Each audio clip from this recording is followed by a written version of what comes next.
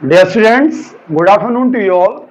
बेटा आशा करता हूँ कि आप सभी बच्चे अपने घरों में स्वस्थ और सुरक्षित होंगे, खूब मेहनत कर रहे होंगे।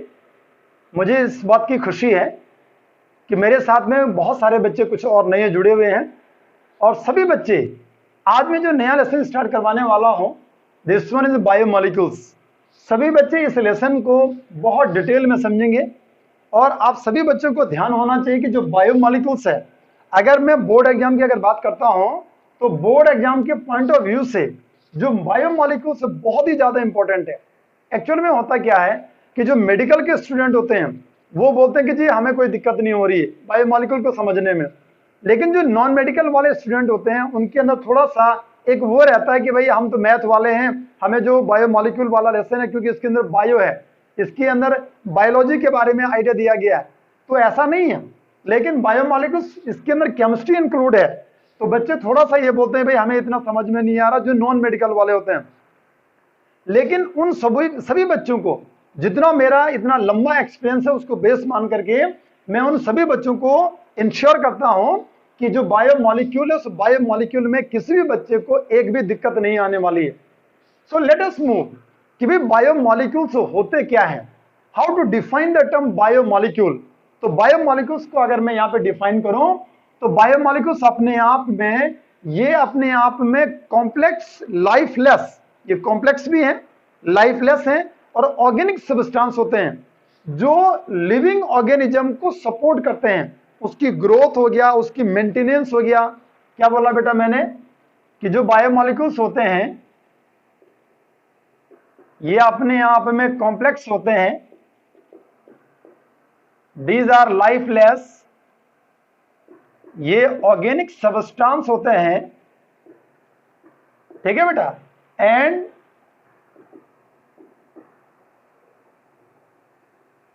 which support living organism for their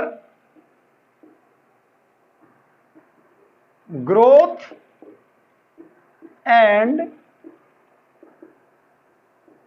maintenance.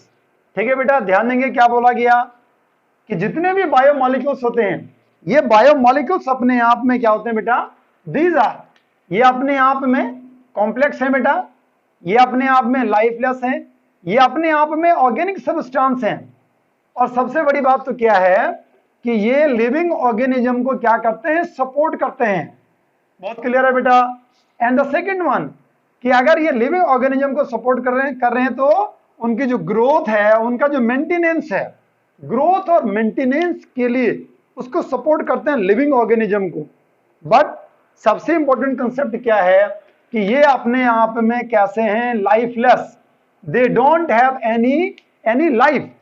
जितने भी बायोमॉलिक्यूल्स हैं जिनकी मैं बात कर रहा हूं, they don't have their own life, उनकी अपनी कोई भी लाइफ नहीं है, but having tendency to support the living organism, to support the life. जैसे कि बायोमॉलिक्यूल्स ही बोला गया है, बायो का मतलब होता है लाइफ, और मॉलिक्यूल्स ऐसे मॉलिक्यूल्स जो लाइफ को क्या करते हैं, सपोर्ट करते हैं। That's why these are called biomolecules. इनमें बेटा आपको ध्यान होना चाहिए कि जैसे मान लो यहां मेरे पास कंपाउंड आया, जैसे हम बोलते हैं कि कार्बोहाइड्रेट्स हो गए या प्रोटीन्स हो गए या न्यूक्लिक एसिड्स हो गए या विटामिन्स हो गए या लिपिड्स हो गए या फैट्स हो गए या अमीनो एसिड्स हो गए, जितने भी सारे बेटा मैंने यहां पे लिखे हैं, दीज ऑल आर, ये सारे के सारे अपने आप में किसके नाम से जाने जाते हैं, these are the part of the biomolecules. ये अपने आप में बायोमॉलिक्यूल्स के क्या है बेटा, पार्ट है। ध्यान से सुनेंगे बेटा। और जब हम ये कंसेप्ट समझ गए तो हमारे पास एक केमिस्ट्री आती है, और जिस केमिस्ट्री का नाम है बायोकेमिस्ट्री। ध्यान से सुनेंगे बेटा। Now we have biochemistry. So let us move towards to know about biochemistry. यहां लिखूंगा बेटा, the branch of chemistry which deals with the study of biomolecules. जहां पे बायोमॉलिक्यूल्स की स्टडी करते हैं, जहां पे बायोमॉलिक्यूल्स की स्टडी करते हैं, उस केमिस्ट्री का नाम क्या है बेटा? This one is called biochemistry. Biochemistry क्या है कि द ब्रांच ऑफ केमिस्ट्री, इधर we can say that the branch of science, मतलब ये केमिस्ट्री की एक ब्रांच है और जहां पे हम बायोमॉलिक्यूल्स की क्या करते हैं? स्टडी करते हैं, बायोमॉलिक्यूल्स के बारे में नॉलेज गेन करते हैं। What are carbohydrates, what are proteins, what are nucleic acids, what are amino acids, what are lipids, fats, इनके बारे में जहां नॉलेज गेन किया जाता है, दिस वन इज कॉल्ड, उसे नाम दिया जाता है बायोकेमिस्ट्री। आशा करता हूं कि आप सभी बच्चों को जितना मैंने यहां तक करवाया है बहुत क्लियरली आपको समझ में आया होगा। ठीक है बेटा, लेट अस मूव। अब चलते हैं बेटा, यहां पे सबसे पहले जो पहला बायोमॉलिक्यूल मैं ले रहा हूं, this one carbohydrates. So let us move towards to know about what are carbohydrates, कि कार्बोहाइड्रेट्स क्या होते हैं। So स्टार्ट करेंगे कार्बोहाइड्रेट्स को।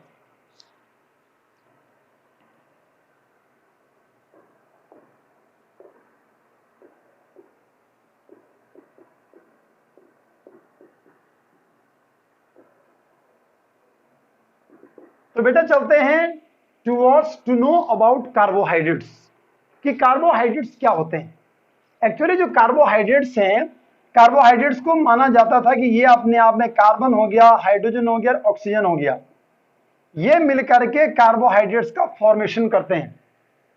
और एक्चुअली होता क्या है कि अगर मान लो मैं ग्रीन प्लांट्स की अगर मैं बात करूं, तो ये क्या करते हैं, जो ग्रीन प्लांट्स होते हैं ये CO2 और वाटर के साथ में, मतलब जिनमें क्या है, क्लोरोफिल हो गया, और किसकी प्रेजेंस में बेटा? सनलाइट की प्रेजेंस में। यहां से X मॉलिक्यूल्स में इसका ले रहा हूं, Y इसका ले रहा हूं, दैट्स वाई CX हो गया, H2O Y हो गया, और प्लस करके XO2, मतलब दिस वन इज, यहां जो चीज बेटा मैंने तैयार की है इसे नाम दिया गया कार्बोहाइड्रेट। इसे क्या बोला बेटा हमने? इसे नाम दिया कार्बोहाइड्रेट। ध्यान से सुनेंगे, कार्बोहाइड्रेट्स छोटी क्लासेस में हम पढ़ते हैं कि भाई कार्बोहाइड्रेट्स क्या है, या छोटी क्लासेस में हमने पढ़ा है द प्रोसेस ऑफ फोटोसिंथेसिस, कि जो ग्रीन प्लांट्स होते हैं, ध्यान सुनेंगे, ध्यान से सुनेंगे, कि जो ग्रीन प्लांट्स हैं वो ग्रीन प्लांट्स एक प्रोसेस को शो करते हैं, and this one is called, उसे नाम दिया जाता है फोटोसिंथेसिस। और ये जो फोटोसिंथेसिस की प्रोसेस है, इसमें जो green plants containing chlorophyll, sunlight की प्रेजेंस में, और CO2 हो गया और वाटर के साथ में क्या करते हैं, इन दोनों को लेते हैं, और लेने के बाद यहां से क्या बनता है, कार्बोहाइड्रेट्स का फॉर्मेशन होता है, या कार्बोहाइड्रेट बनता है। बहुत क्लियरली आपको ध्यान में होना चाहिए, ये आपको पहले से भी आप समझते हैं कि कार्बोहाइड्रेट्स क्या है, एक जनरल आइडिया सभी बच्चों को छोटी क्लासेस से पता है। अच्छा ध्यान देंगे, इस प्रोसेस के अंदर ऑक्सीजन गैस इवॉल्व होती है, ये भी सभी को पता है। एक्चुअली ये जो कार्बोहाइड्रेट की मैं बात कर रहा हूं, ये कार्बोहाइड्रेट हमें क्या देता है, दिस वन फूड देता है। कार्बोहाइड्रेट अपने आप में एक फूड है, या फूड के साथ में हम बोलते हैं कि जो कार्बोहाइड्रेट्स होते हैं हैविंग टेंडेंसी टू प्रोवाइड, ये क्लोथिंग देते हैं, या जितने कार्बोहाइड्रेट्स होते हैं बेटा ये हमें शेल्टर प्रोवाइड करते हैं। मतलब जो कार्बोहाइड्रेट्स है having tendency to provide, if you want to say about cellulose, अगर मान लो सेल्यूलोज की बात करते हैं, ये सेल्यूलोज हमें क्लोथिंग देता है, जैसे नाइलॉन हो गया, रेयन हो गया, या लिनेन हो गया, या जैसे मान लो शेल्टर की अगर बात करते हैं, फर्नीचर की अगर बात करते हैं, या वुड की अगर बात करते हैं, तो ये हमारे पास जो कार्बोहाइड्रेट्स हैं ये क्लोथिंग देते हैं, ये शेल्टर देते हैं। अगर मान लो मैं ग्लूकोज की बात करता हूं, ये हमें फूड दे रहा है, दैट्स व्हाई जितने भी कार्बोहाइड्रेट्स हैं having tendency to provide food, clothing and shelter. ध्यान से सुनेंगे, जैसे हम बोलते हैं रोटी, कपड़ा और मकान, तो ये तीन चीजें अगर मैं बोलूंगा तो ये हमें कौन प्रोवाइड कर रहा है? This one is called carbohydrates. ये कौन होते हैं? कार्बोहाइड्रेट्स होते हैं। एक्चुअली होता क्या है बेटा, ये कंसेप्ट क्या है, अर्लियर टाइम की अगर मैं बात करूं, अर्लियर टाइम की अगर मैं बात करूं तो कार्बोहाइड्रेट्स को कार्बन का हाइड्रेट माना जाता था। अर्लियर टाइम पे जो कार्बोहाइड्रेट्स थे, carbohydrates are the hydrates of carbon, carbon के हाइड्रेट्स थे, ये माना गया। मतलब CH2O होल N, ऐसे करके इसको हमने क्या कर दिया, यहां पे लिख दिया लाइक दिस वन, या इसे मैं चाहूं तो ऐसे लिख दूं CX हो गया H2O, हमने इसे ऐसे लिख दिया कि जितने भी कार्बोहाइड्रेट्स हैं वो कार्बन के क्या थे? हाइड्रेट्स थे। बहुत क्लियरली समझ में आ गया। मतलब क्या हुआ कि अगर मान लो मैं यहां पे एक एग्जांपल अगर आपको दूं, या इसके अंदर जैसे मान लो हमने क्या लिखा, लाइक दिस वन ग्लूकोज हो गया, लाइक दिस वन फ्रक्टोज हो गया, ग्लूकोज हो गया, फ्रक्टोज हो गया, लाइक दिस वन रिबोज हो गया। ये बेटा हमारे पास ग्लूकोज, फ्रक्टोज, रिबोज।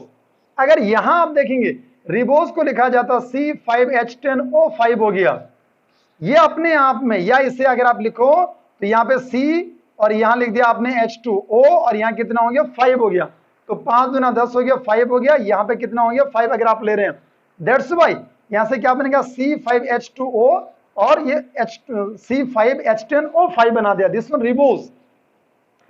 ये अगर मान लो ग्लूकोज की और फ्रक्टोज की अगर आप बात करते हैं तो यहां पे क्या बना? C6 हो गया, H12 हो गया, O6 हो गया। इसे भी मैं कार्बन के हाइड्रेट की फॉर्म में इसे लिख सकता हूं, in this way, in this category, ऐसे भी आप इसे लिख सकते हैं। ठीक है बेटा, तो ये हमारे पास क्या बना? This one is called carbohydrates. लेकिन ध्यान देंगे कि यहां हमारे पास एक कार्बोहाइड्रेट की मैं बात करता हूं, हमारे पास कार्बोहाइड्रेट आया जिसे नाम दिया बेटा मैंने, इसे लिखा है बेटा मैंने रैमनोज, मैंने लिखा। जो रैमनोज है वो अपने आप में C6 हो गया, H12 हो गया, O5 हो गया। ध्यान से सुनेंगे। द सेकेंड वन, अगर मान लो दूसरा एग्जाम्पल मैं यहां पे लिखूं तो इसे लिखूंगा डीऑक्सी, और रिबोज बेटा मैं यहां पे लिखूंगा, मतलब रिबोज क्या होता? C5 हो गया, H10 हो गया, O5, लेकिन इसमें से एक ऑक्सीजन कम हो गया, that's why this one is called deoxy ribose हो गया। ये जो डीऑक्सी रिबोज है, इसमें क्या है देखो, अगर मैं कार्बन का हाइड्रेट अगर बोल रहा था तो जितना ऑक्सीजन है उसके दुगने में मैं क्या बोल रहा हूं? हाइड्रोजन बोल रहा हूं। मतलब जितना ऑक्सीजन है उसके दुगने में क्या आ रहा? हाइड्रोजन आ रहा है। ये ग्लूकोज के अंदर भी फॉलो कर रहा है, ये फ्रक्टोज के अंदर ये फॉलो कर रहा है कि कार्बन का हाइड्रेट है, कार्बोहाइड्रेट। ठीक है बेटा, रिबोज के अंदर भी ये फॉलो कर रहा है। But if you want to say about rhamnose, अगर आप रैमनोज की अगर बात करते हैं, रैमनोज के अंदर जो फॉर्मूला बना C6 हो गया, H12 हो गया, O5 हो गया, इसमें क्या हो रहा है? इसके अंदर जो ऑक्सीजन है उसके दुगने में हाइड्रोजन नहीं आ रहे हैं। What the concept?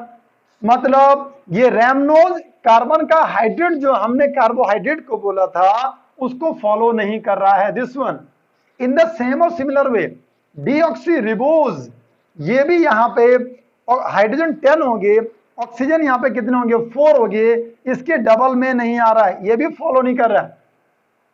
That's why ये दोनों के दोनों कंपाउंड इस कंसेप्ट को फॉलो नहीं कर रहे हैं कि कार्बोहाइड्रेट्स जो होते हैं वो कार्बन के हाइड्रेट्स होते हैं।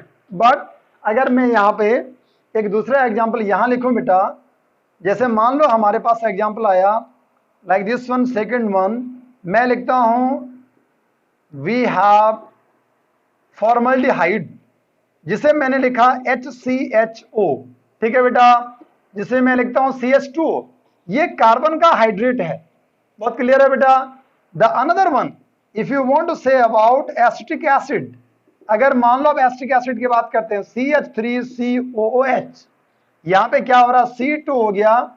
ठीक है बेटा, और यहां H कितना हो गया? 4 हो गया, और O कितना हो गया? 2 हो गया। यहां भी आप देखेंगे कि ऑक्सीजन के डबल में क्या आ रहा है? हाइड्रोजन आ रहा है। दैट्स व्हाई ये अपने आप में या ये अपने आप में, अगर इन दोनों एग्जांपल को अगर आप देखो, आप if you want to say about formaldehyde, if you want to say about acetaldehyde, तो फॉर्मल्डिहाइड हो गया, एस्टल्डिहाइड हो गया, they have tendency to follow the such formula. That the carbohydrates are the hydrates of carbon. इन दोनों के अंदर tendency है कि ये दोनों के दोनों फॉर्मल्डिहाइड हो गया, the another one acetic acid हो गया, ये दोनों के दोनों जो कार्बन के हाइड्रेट्स हैं इस कंसेप्ट को फॉलो कर रहे हैं, but they both are not carbohydrates. But ये दोनों के दोनों अपने आप में क्या नहीं है, कार्बोहाइड्रेट्स नहीं है बेटा। They don't have characters of the carbohydrates. इन दोनों के अंदर कार्बोहाइड्रेट्स के एक भी कैरेक्टर नहीं है, और इनके अंदर टेंडेंसी है कि ये इस फॉर्मूले को क्या कर रहे हैं, फॉलो कर रहे हैं। सो हाउ टू से, कैसे करके आप डिफाइन करें? Just from this concept we can say that कि जो ये कंसेप्ट अर्लियर टाइम पे दिया गया कि hydrates of carbon are called carbohydrates is totally wrong. ये अपने आप में क्या है, गलत है। व्हाट द कंसेप्ट बेटा, मतलब अब हम कार्बोहाइड्रेट्स को डिफाइन करने के लिए नया कंसेप्ट देंगे, और वो जो नया कंसेप्ट है वो क्या है, उसके ऊपर हम वर्क करते हैं।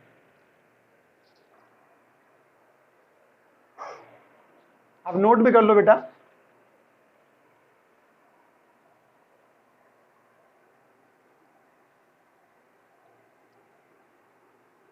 अब यहां से कार्बोहाइड्रेट की हम डेफिनेशन लिखेंगे कि व्हाट आर कार्बोहाइड्रेट्स, और यहां लिखेंगे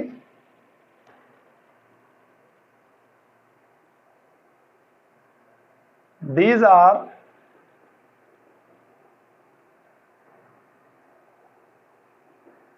optically active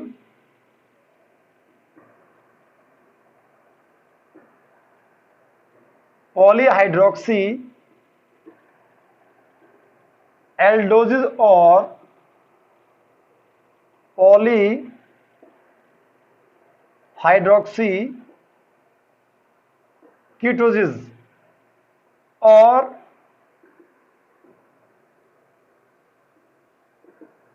which gives such substances during the process of hydrolysis. ध्यान से सुनेंगे बेटा क्या बोला जा रहा है, कंसेप्ट क्या है हमारे पास, थोड़ा ध्यान से सुनेंगे। How to define the concept of carbohydrates, कि कार्बोहाइड्रेट को आपने कैसे करके डिफाइन किया कि what are carbohydrates. If you want to say about what is the modern definition of the carbohydrates, जो कार्बोहाइड्रेट्स हैं इनकी मॉडर्न डेफिनेशन क्या है।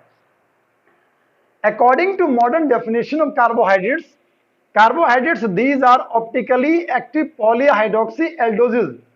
ये अपने आप में ऑप्टिकली एक्टिव होते हैं, मतलब ऑप्टिकली एक्टिव सब्सटेंस वो होते हैं या कंपाउंड्स वो होते हैं जिनमें कायरल कार्बन होता है।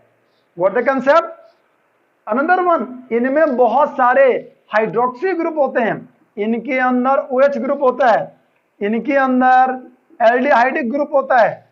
ये पॉलीहाइड्रोक्सी अगेन कीटोन्स, मतलब C double bond O, ketones हो सकते हैं, ठीक है बेटा। विच गिव्स सच सब्सटेंसेस और which gives such substances during the process of hydrolysis, या ये ऐसे सब्सटेंस हैं कि जब इनके हाइड्रोलिसिस करते हैं तो ये ऐसे सब्सटेंस को दोबारा क्या करते हैं, हाइड्रोलिसिस पे देते हैं। कौन, जो अपने आप में ऑप्टिकली एक्टिव पॉलीहाइड्रोक्सी एल्डोजेज होते हैं या पॉलीहाइड्रोक्सी क्या होते हैं, कीटोजेज होते हैं। ठीक है बेटा, सबको समझ में आ गया व्हाट आर कार्बोहाइड्रेट्स। ठीक है बेटा, लेट अस मूव। अब चलते हैं बेटा, अगला कंसेप्ट यहां जो बनेगा, जनरली जो कार्बोहाइड्रेट्स हैं इनको हमने कैटेगराइज किया। अगर मैं कार्बोहाइड्रेट की अगर बात करूं, इनको कैसे करके कैटेगराइज किया, तो हम लिखते हैं generally we have two types. जो कार्बोहाइड्रेट्स हैं उनको टू टाइप से हमने कैटेगराइज किया। द फर्स्ट वन, पहला पार्ट जो बनता है उसे बोला जाता है बेटा, this one is called sugars. The second one जो बनता है उसे नाम देते हैं नॉन शुगर्स। एक बन गए बेटा शुगर्स बन गए, दूसरे बन गए बेटा हमारे पास नॉन शुगर्स।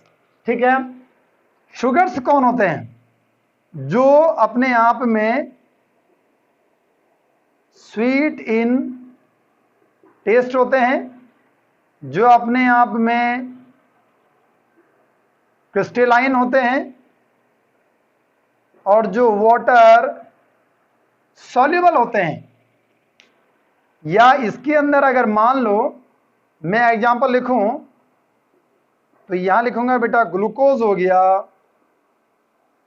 फ्रक्टोज हो गया, रिबोज हो गया या केन शुगर हो गया, ये इसके अंदर आते हैं। और अगर मान लो मैं यहां लिखूं तो यहां लिखूंगा बेटा दे आर टेस्टलेस, इनके अंदर कोई टेस्ट नहीं है, ये अपने आप में एमोर्फस होते हैं और ये अपने आप में वाटर इनसॉल्युबल होते हैं। एग्जाम्पल की अगर बात करें तो जैसे मान लो अगर मैं लिखूं यहां पे स्टार्च हो गया, सेलुलोज हो गया, ग्लाइकोजन हो गया बेटा, ये इसके अंदर क्या बनते हैं, एग्जाम्पल बनते हैं। सो व्हाट आर शुगर्स, कि शुगर्स कौन होते हैं, और दूसरे बनते हैं नॉन शुगर्स। ये अपने आप में स्वीट टेस्ट वाले होते हैं, ये टेस्टलेस होते हैं, ये वाटर सॉल्युबल है, ये इनसॉल्युबल है, ये क्रिस्टलाइन है, ये एमरफस है। समझ में आ गया? क्रिस्टलाइन एमरफस सभी बच्चों को ध्यान होना चाहिए। जहां एक ऑर्डरली अरेंजमेंट होता है उसे क्रिस्टलाइन बोला जाता है, और जहां पे कोई ऑर्डर नहीं है, डिसऑर्डर जहां होता है, उसे बोला जाता है एमरफस। तो ध्यान रखेंगे बेटा, ये हमने जनरली क्या किया, कार्बोहाइड्रेट्स को हमने कैटेगराइज किया। Late us move. अब बेटा हमारे पास जो कंसेप्ट आता है वो आता है कि सिस्टमेटिकली कि जितने भी कार्बोहाइड्रेट्स हैं उनको हम कैटेगराइज करते हैं। Systematically all the carbohydrates are categorised into following 3 categories. अगर मैं यहां पे सिस्टमेटिक की अगर बात करूं तो यहां लिखेंगे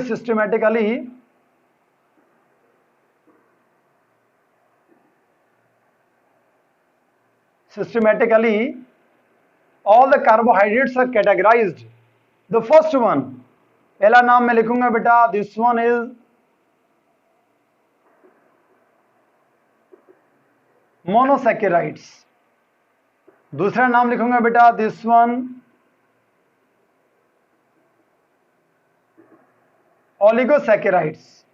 और थर्ड नाम अगर लिखूंगा बेटा, this one polysaccharides. ठीक है बेटा, पहला नाम बना, the first one is called monosaccharide, the second one is oligosaccharide, the third one is polysaccharides. Late us move one by one. सबसे पहले हम मोनोसैकेराइड को डिफाइन करते हैं कि मोनोसैकेराइड्स कौन होते हैं। मोनोसैकेराइड्स वो होते हैं which can not be hydrolysed into the unit of sugars, जो हाइड्रोलिसिस के बाद किसी भी शुगर की यूनिट को प्रोवाइड नहीं करती है। मोनोसैकेराइड्स कौन होगी, कि जिनकी हाइड्रोलिसिस पॉसिबल नहीं है, मतलब हाइड्रोलिसिस के बाद जो क्या नहीं दे सकते हैं, शुगर की यूनिट को नहीं देते हैं, या हम ये बोलिए कांट बी हाइड्रोलाइज्ड। बहुत क्लियर है बेटा। इसके अंदर हम क्या बोलते हैं, जैसे मान लो बेटा मोनोसैकेराइड में हम लिखते हैं लाइक दिस वन, जैसे रिबोज आ गया, या जैसे मान लो हम लिखते हैं ग्लूकोज हो गया, या जैसे मान लो बेटा हमारे पास फ्रक्टोज हो गया। इसने लिखा है कि 20 हमारे पास क्या बनते हैं, मोनोसैकेराइड्स बनते हैं। ठीक है बेटा, या जो मोनोसैकेराइड्स हैं इनको क्या बोला जाता है कि ये अपने आप में कार्बन के क्या हैं, हाइड्रेट्स हैं। यहां बोला जाता है कि these are the hydrates of the carbon.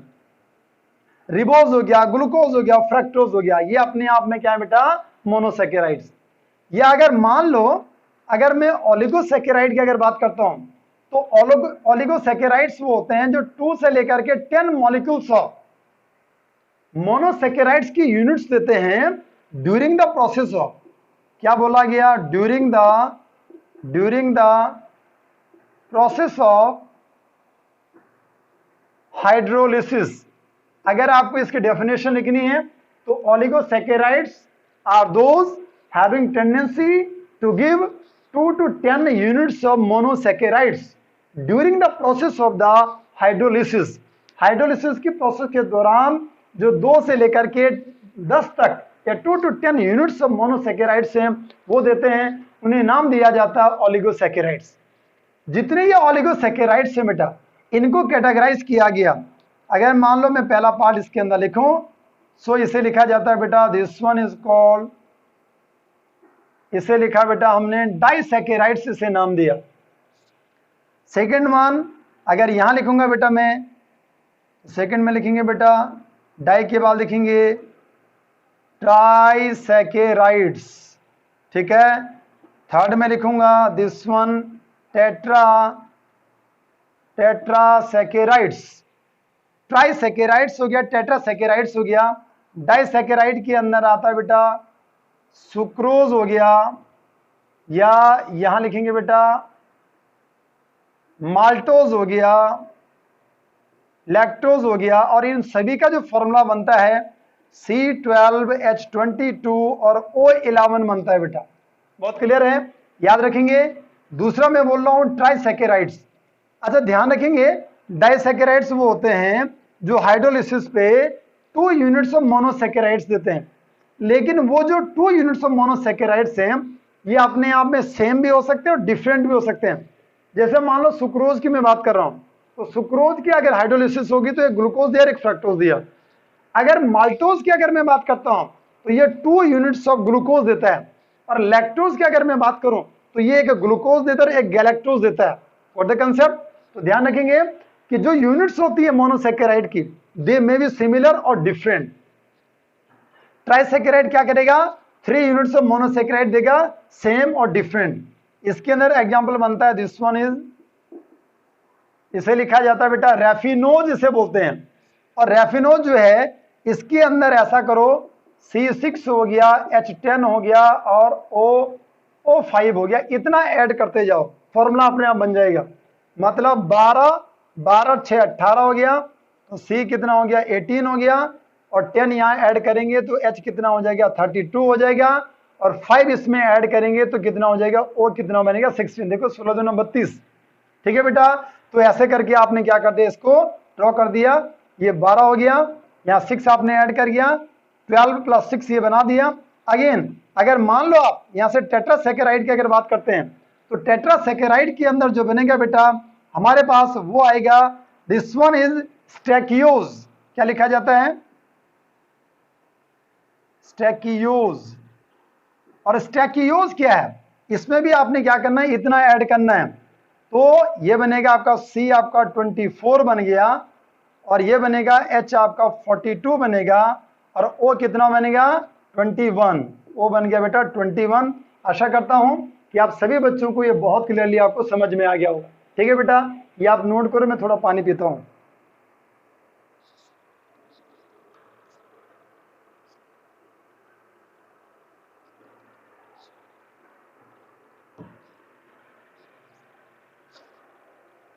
ठीक है बेटा, अब चलते हैं बेटा, let us move the third one, which one is called polysaccharides. So what are polysaccharides? कि पॉलीसैकेराइड्स क्या होते हैं, इनके ऊपर हम वर्क करते हैं।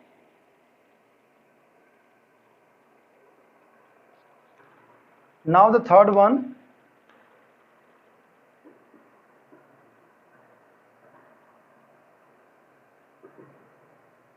पॉलीसैकेराइड्स।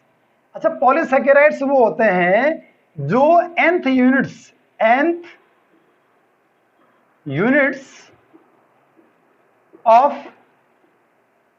मोनोसैकेराइड्स को प्रोवाइड करते हैं। ध्यान से सुनेंगे आप क्या बोला गया।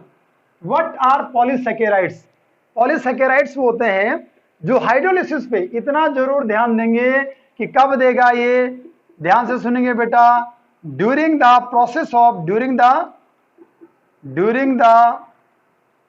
Process of